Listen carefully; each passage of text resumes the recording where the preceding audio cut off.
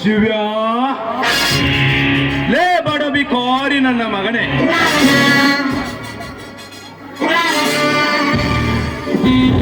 ನಿನ್ನ ತಂಗಿ ಸುಮಿತ್ರಳನ್ನು ಯಾವನೋ ಒಬ್ಬ ಬಡ ಬೀದಿ ಬಿಕಾರಿಗೆ ಕೊಟ್ಟು ಮದುವೆ ಮಾಡಿ ಕೈ ಕೊಟ್ಟು ಬಿಟ್ಟೆಯ ಮಗನೇ.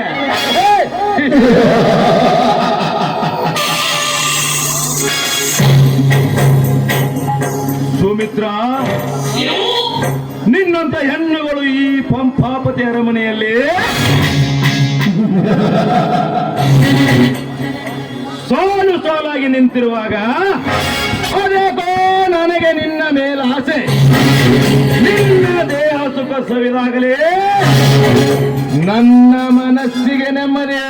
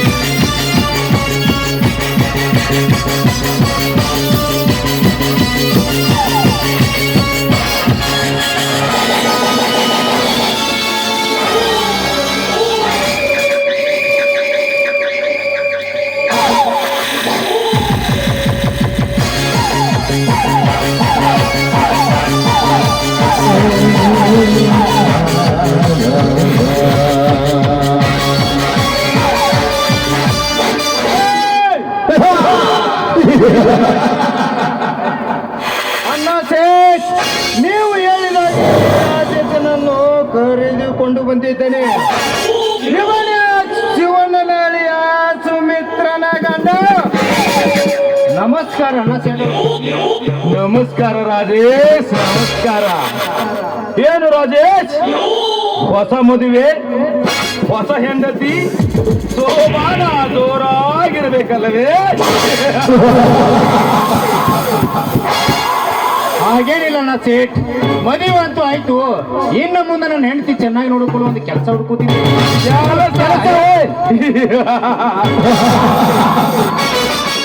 ರಾಜೇಶ್, ನೀನು ಏನು ಯೋಚನೆ ಮಾಡಬೇಡ, ಖಂಡಿತವಾಗಲೂ ನಿನಗೆ ಕೆಲಸ ಕೊಡುತ್ತೇನೆ. ಮೊದಲು ಕುಡಿಯಲು ಏನು ತೆಗೆದುಕೊಳ್ಳುತ್ತೀಯಾ ಹೇಳು? ರಮ್ಮು, ವಿಸ್ಕಿ, ಬೇರು, ಏನು ಬೇಕು ಕೇಳು. ಅದೇನೋ ಅಭ್ಯಾಸ ಇಲ್ಲ ಅಣ್ಣ ಸೇಠ್, ನೀವು ಕುಡಿಯೋರಿ.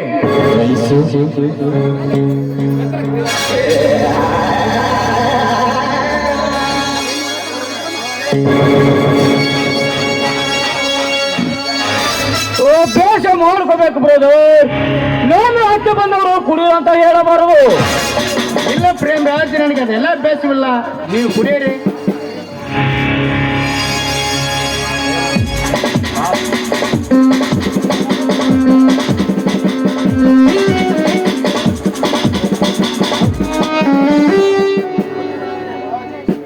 ರಾಜೇಶ್, ಹುಟ್ಟಿದಾಗಲೇ ಯಾರು ಅಭ್ಯಾಸ ಮಾಡಿರುವುದಿಲ್ಲ.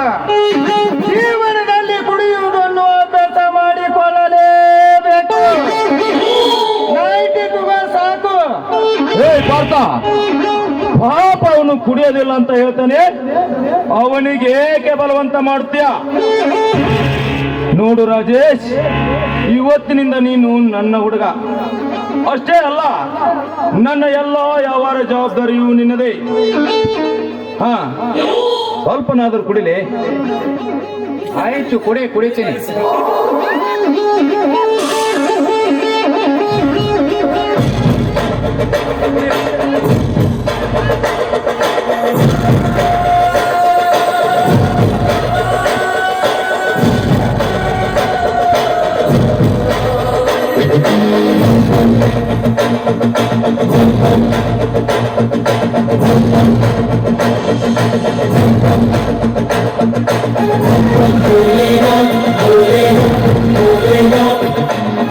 ಅಣ್ಣ ಸೇಟ್, ನಾನು ಯಾರು? ನಿನ್ನ ಹುಡುಗ ತಾನೆ. ನನಗ ಕೆಲಸ ಕಾಣಿಸಿದ ತಾನೆ. ರಾಜೇಶ್, ಖಂಡಿತ ಇದೆ. ಈಗ ನಿನಗ ಸಂತೋಷ ತಾನೆ? ಸಂತೋಷ ಒಟ್ಟಲ್ಲ ಅಣ್ಣ ಸೇಟ್, ವರ್ಗ ನೋಡಿದಷ್ಟು ಸಂತೋಷವಾಯಿತು. ಆದರೆ ರಾಜೇಶ, ನಿನಗೊಂದು ದುಃಖದ ವಿಷಯ. ಅದು ಹೇಗೆ ಹೇಳಬೇಕಂತ ನನಗೆ ಗೊತ್ತಾಗ್ತಾ ಇಲ್ಲ ರಾಜೇಶ್, ಗೊತ್ತಾಗ್ತಾ ಇಲ್ಲ. ಅದೇನಂತ ಹೇಳಲ್ಲ ಸೇಟ್. ರಾಜೇಶ್, ನೀನು ಮದುವೆ ಆಗಿರುವ ನಿನ್ನ ಹೆಂಡತಿ ಸುಮಿತ್ರ ಪವಿತ್ರಳು ಅಲ್ಲ. ಅವಳ ಬರೋ ಸಿಕ್ಕ ಸಿಕ್ಕವರಿಗೆ ಶರಣು ಹಾಸುವ ಸೂಳೆ ಅವಳು. ಪತಿ, ನನ್ನ ಸುಮಿತ್ರೆ ಅಂತ ನನಗೆ ಚೆನ್ನಾಗಿ ಗೊತ್ತು. ನನ್ನ ಹೆಂಡತಿ ಬಗ್ಗೆ ಮಾತನಾಡಿದ್ರೆ ಇನ್ನು ನಾಳೆಗೆ ಕತ್ತು ಸಾಕುತ್ತಾರೆ ಮಗನೇ.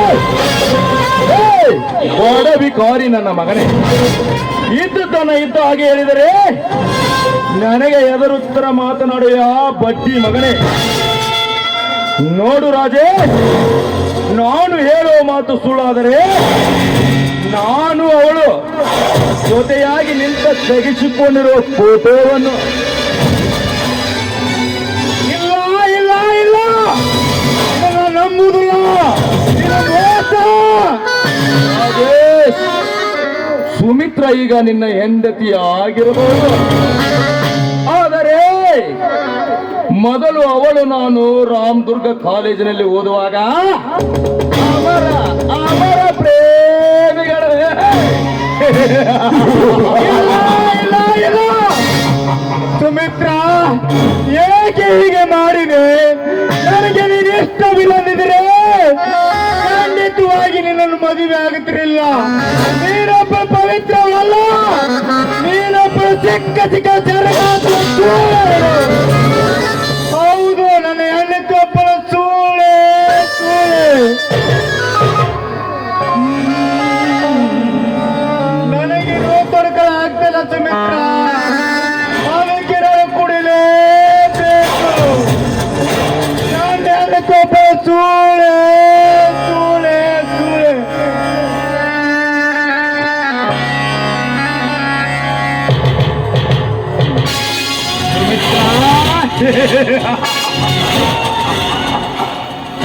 ಸುಮಿತ್ರ, ನಿನ್ನ ಗಂಡನ ಗತಿ ಅದೋ ಗತಿ.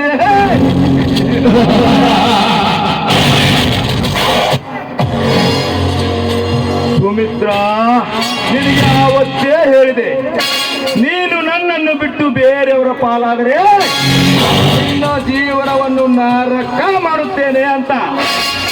ಅದಕ್ಕೆ ಇಂದು ನಿನ್ನ ಗಂಡನಿಗೆ ಕುಡಿಯಲು ಕಲಿಸಿದೆ.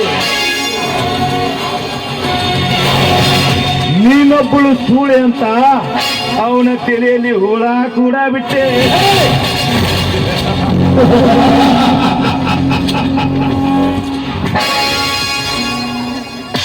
ಸುಮಿತ್ರ, ನಿನ್ನಂತ ಹೆಣ್ಣುಗಳು ಮನಸ್ಸು ಮಾಡಿದರೆ ನನ್ನ ಮುಟ್ಟಲು ಬಂದ ಅಂತ ಹೇಳಿ ಒಬ್ಬ ಅಪರಾಧಿಯನ್ನಾಗಿ ಮಾಡಬಹುದು.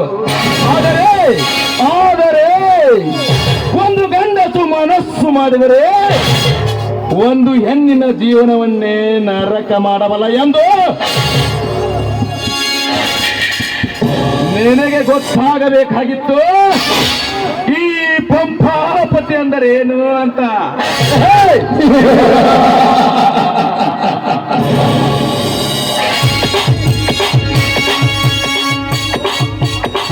ಬರಬೇಕು ಬರಬೇಕು ಶಾಸ್ತ್ರಿಗಳು, ಏನಾದರೂ ಹೊಸ ವಿಷಯ ತಂದಿದ್ದೀರಾ? ಹೌದು ಅಣ್ಣ ಶೇಟ್, ಆ ಶಿವಣ್ಣನ ಮಾವನ ಮಗಳು ಜಾನಕಿ ಅಂತ ಹುಡುಗಿ ಅಂದ್ರ ಹಂಗಿರ್ಬೇಕ, ರಸ ತುಂಬಿದ ಮಾವಿನ ಹಣ್ಣು ಇದ್ದಂಗ ಅದಾಳ. ಅದನ್ನ ಹೇಳಿ ಹೋಗ್ಬೇಕಂತ ಬಾನ್ಯ. ರಸ ತುಂಬಿದ ಮಾವಿನ ಹಣ್ಣು. ಶಾಸ್ತ್ರಿಗಳೇ, ಎಂತಹ ಒಳ್ಳೆಯ ವಿಷಯವನ್ನು ತಂದಿದ್ದೀರಾ. ಹಾ, ನಿಮಗೆ ಏನಾದರೂ ಕೊಡಲೇಬೇಕಲ್ಲವೇ? ತೆಗೆದುಕೊಳ್ಳಿ ಈ ನನ್ನ ಚಿನ್ನದ ಸರವನ್ನು.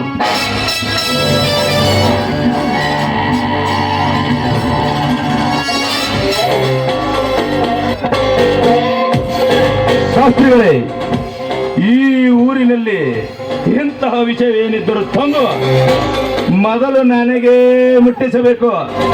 ತಿಳಿಯುತ್ತೆ? ಆಯ್ತು ಅಣ್ಣ ಶೇಟ್, ನಾನು ಹೋಗಿ ಬರ್ತೀನಿ.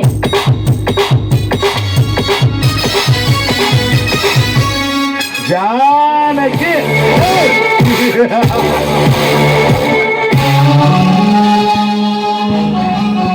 ಮೈ ತುಂಬ ಯೌವನವನ್ನು ತುಂಬಿಕೊಂಡು ಜಿಂಕೆ ಮರಿಯಂತೆ ಓಡಾಡುತ್ತಿರುವ ನಿನ್ನನ್ನು ತುಂಬಿದ ಹಣ್ಣಿನ ಹೀರಲು ದುಂಬೆಗಳಾಗಿ ಬರುತ್ತಿದ್ದೇವೆ ಜಾನಕಿ.